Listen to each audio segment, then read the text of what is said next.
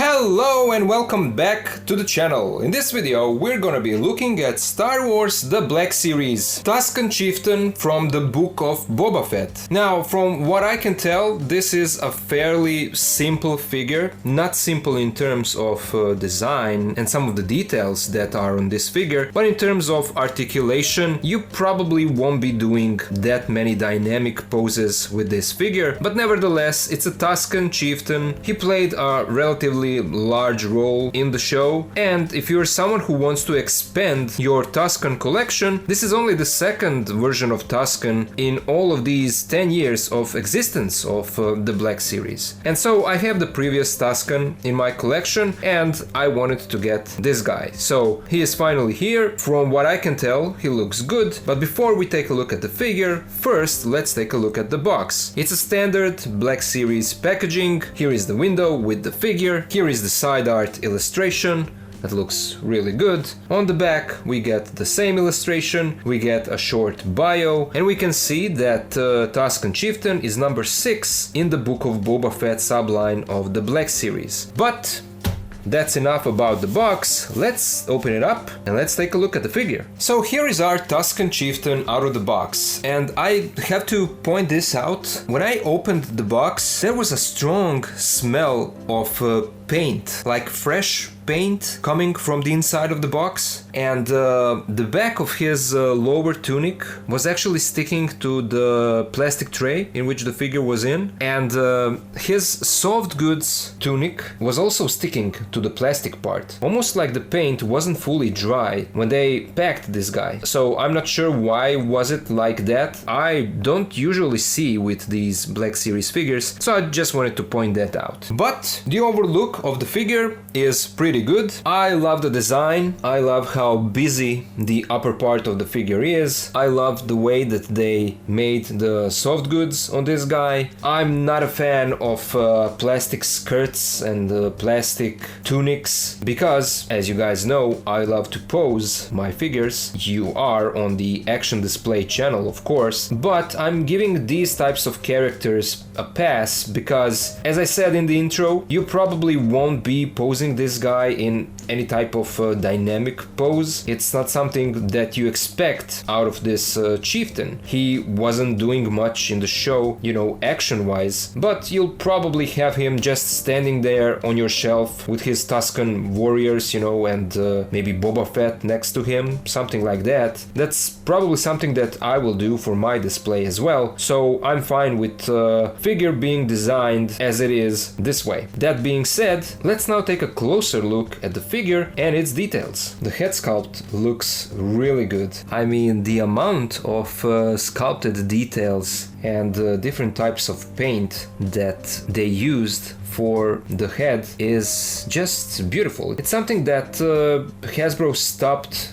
doing on most of their figures in this line, but this guy received some nice paint application treatment, at least on some of the parts of the figure. The mask looks good, the teeth parts here are nicely sculpted, as are the glasses, and then we have these spikes up here that are also painted in black. We have some nice wrinkles on the mask, a little bit of weathering, and you can see the transition here from lighter to darker parts. And even these darker parts have some beautiful sculpting, nice wrinkles. I really like the way that Hasbro made this head sculpt. Looks beautiful. And then around his neck he has a lot of these necklaces, and this breathing apparatus is a floating separate piece that is connected here to the back. And same goes for the necklaces, a bit softer sculpt. Maybe I would like it to be a bit more sharp. Details are painted in silver,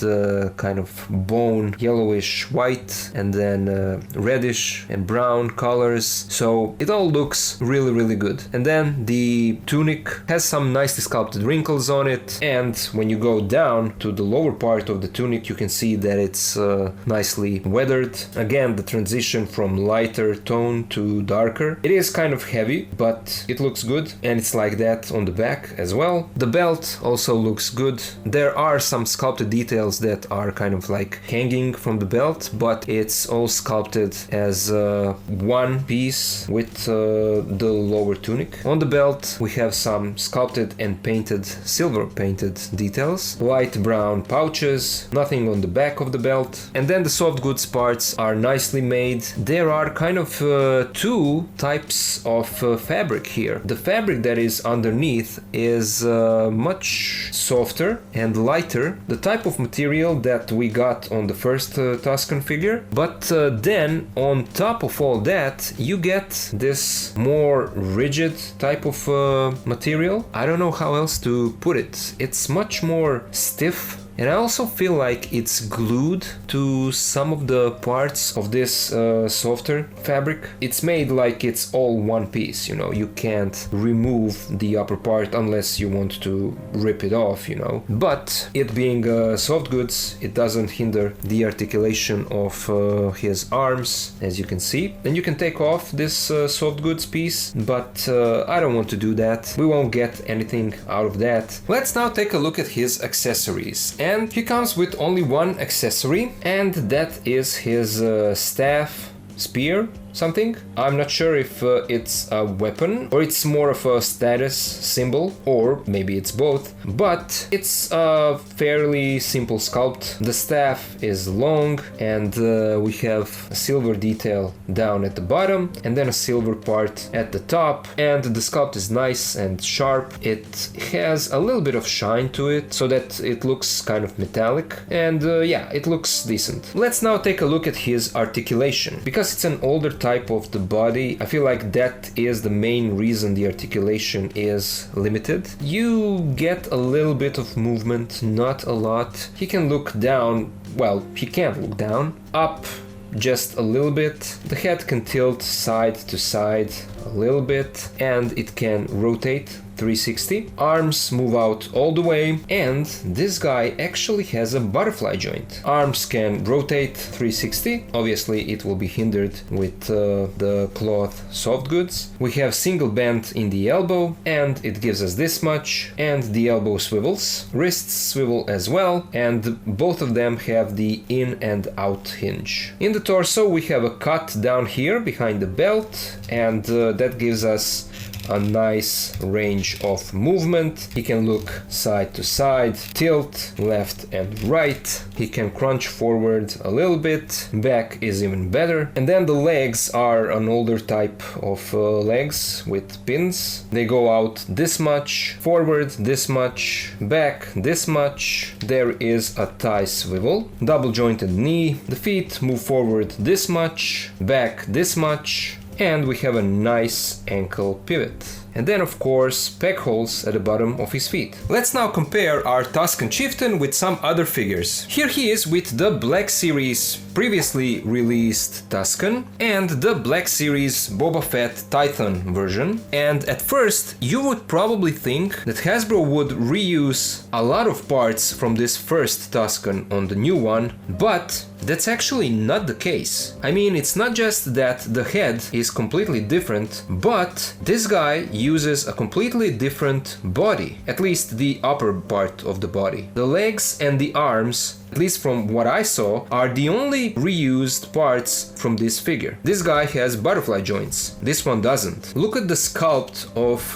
the tunic, it's not the same. This is completely different. The upper part of the tunic and the lower part as well, they are all different. So they didn't reuse those parts, which is interesting. The belt is completely different. Soft goods parts are also completely different between these two guys. So kudos to Hasbro for not being lazy in this case and actually putting some effort into making this chieftain a lot different than the first Tusken release. Now, I'm not sure if the tunic, the plastic tunic pieces are reused from maybe some other figure, some other character. I don't know that from the top of my head, but seeing these two like this, you can tell that they really didn't reuse a lot of stuff from this figure. In terms of height, I would say that the first release release is a bit larger and taller than the Chieftain. And now when we have these two guys, we need to get that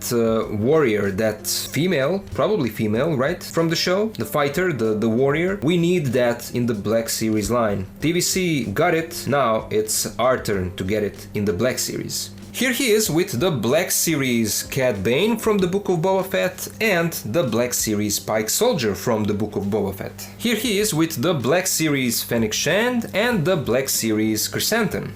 Here he is with the Black Series Glavis Ringworld Mandalorian and the Black Series Book of Boba Fett Throne Room Boba Fett. Here he is with the Black Series Cobb Vanth and the Black Series Ahsoka Tano with Island Journey Rey's poncho. Now, to compare him with few imports, here he is with the SH Figure Arts Beskar Mandalorian, and this is not the latest version, this is the previous one that came with Din Djarin's unhelmeted head. And on the other side, the SH Figure Arts Deluxe Book of Boba Fett that came in that huge packaging with his throne. And then, continuing with those imports, here he is next to Mafex the Mandalorian, and also not the latest release, this is the previous one. The new one is yet to be released at the time of recording this video, and on the other side we have Mafex IG-11. And so, at the end of the day, I would say that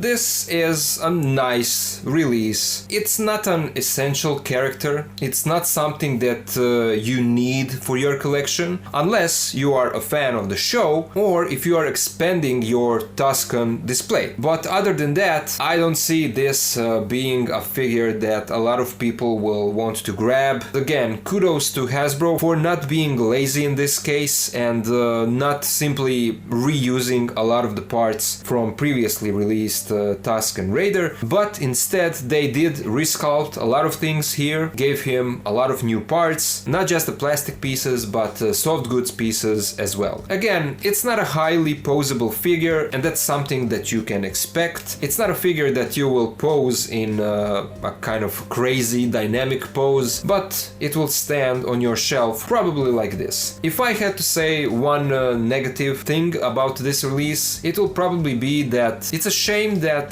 they didn't include that small fruit thing from which they drink water. I feel like that was a recognizable accessory from the show. It played a certain role, and that is why it's a shame that this figure didn't come with that accessory. And now when I think about it, even if it did, with the hands being reused from the previous Tusken and the way that they are sculpted, this guy wouldn't be able even to hold that accessory, you know. So it is what it is. Hasbro decided to do this with this guy. He came with his staff, spear, it's better than nothing, you know, Morgan Elsbeth, so it's fine. They did give this guy a nice amount of paint, and so overall it's a nice release. And now, as I said, I'm waiting for them to release that Tusken Warrior for the Black Series line. That will probably be a much more articulated and much more action-oriented release, so I'm looking forward to that one. But now I would love to hear you guys. What do you think about this release? Is this something that you decided to get for your collection, or is this a release that you will skip? What do you think about Hasbro using some new parts for this guy, not reusing the ones